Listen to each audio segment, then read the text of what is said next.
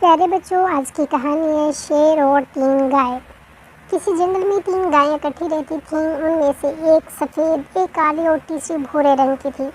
جنگل میں ان کے کھانے کے لیے بہت سبزہ تھا اور پینے کے لیے ایک صاف ستھرا بہتا ہوا چشمہ تھا۔ وہ تینوں آپس میں بہت محبت کے ساتھ رہتی تھیں۔ جب بھی کوئی جانور ان پر حملہ کرتا تو وہ تینوں مل کر اس کا مقابلہ کرتی اور اسے بھاگنے پر مجبور کر دیتی۔ ایک دن ایک شیر اس جنگل میں آ نکلا۔ سرسبز و شاداب جنگل شیر کو بہت اچھا لگا۔ شیر اب بھی اس جنگل میں رہنے کے بارے میں سوچ رہا تھا کہ اس کی نظر ان تینوں پر پڑی۔ آیا 3 موٹے تازے شکار، انہیں کیسے شکار کیا جائے؟ شیر نے دل میں سوچا۔ شیر نے فوراً آگے بڑھ کر ان سے سلام دعا کی، پھر عاجزی کے ساتھ ان سے بولا، اے خوبصورت گایوں، کیا تم اجازت دو تو میں بھی اس جنگل میں کچھ دن تمہارا مہمان بن کر رہوں؟ ان تینوں نے کچھ دیر سوچا اور پھر ایک دوسرے سے کہنے لگے، ہم 3 ہیں اور یہ اکیلا، اگر یہ رہے گا بھی تو ہمارا کیا بگاڑ سکے گا؟ اس لیے انہوں نے اسے خوشی خوشی وہاں رہنے کی اجازت دے دی۔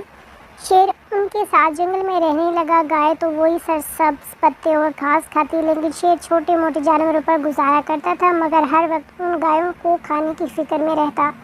چھوٹے چھوٹے جانور شیر کے ڈر سے دوسرے جنگل میں جانے لگے۔ اب شیر کو اور بھی مشکل ہو گئی، اس کو کئی دن بھوکا رہنا پڑتا۔ شیر سوچتا کہ اگر یہ 3 گائے کی بجائے ایک ہوتی تو میں مزے لے کر اسے کھا جاتا۔ اس نے سوچا کہ ان تینوں گایوں کو ایک دوسرے سے الگ کر دیا جائے تو میں ان کو کھانے میں آسانی سے کھا سکتا ہوں۔ چنانچہ ایک دن شیر کالی اور بھوری گائے کے پاس گیا۔ ان سے میٹھی میٹھی باتیں کرنے کے بعد بولا، یہ سفید گائے ہم سب کے لیے بہت بڑی مصیبت ہے، کیونکہ اس کا رنگ سفید ہے اور دور سے ہی نظر آتا ہے، جبکہ میرا اور تمہارا رنگ دور سے نظر نہیں آتا۔ شیر اتنا کہہ کر لمحہ بھر کو رکا اور پھر کہنے لگا، کسی انسان نے دور سے بھی سفید گائے کو دیکھ لیا تو وہ اسے پکڑنے آئے گا اور پھر اس کو ہم بھی نظر آ جائیں گے اور وہ ہم سب کو قید کر کے لے جائے گا۔ بھوری اور کالی گائے شیر کی بات سن کر خوف زدہ ہو گئی اور سوچنے لگی، واقعی اگر کسی انسان نے سفید گائے کو دیکھ لیا تو ہم سب پھنس جائیں گے۔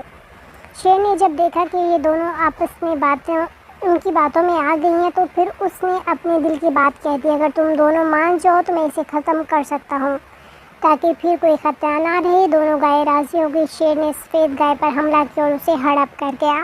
کچھ عرصے بعد شیر کی نظر اب کالی گائے پر پڑی، پھر وہ بھوری گائے کے پاس گیا اور کہنے لگا، اے بھوری گائے، میرا اور تیرا رنگ بالکل ایک جیسا ہے، دور سے دونوں شیر نظر آتے ہیں، لیکن یہ جو کالی گائے ہے ہمارے لیے مسئلہ ہے، اس گائے کو انسان دور سے ہی دیکھ سکتا ہے۔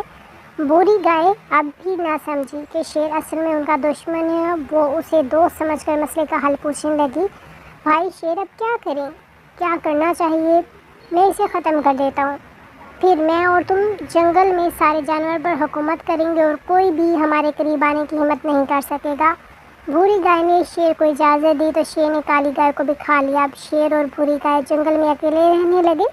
کچھ عرصہ گزرنے کے بعد ایک دن شیر نے بھوری گائے سے کہا، مجھے بھوک لگ رہی ہے اور جنگل میں کھانے کے لیے تیرے سوا کچھ نہیں، اس لیے اب میں تجھے کھا جاؤں گا۔ گائے نے گھبرا کر کہا، مگر یہ کیسے ہو سکتا ہے؟ تم تو کہہ رہے تھے کہ ہم دونوں دوست رہیں گے۔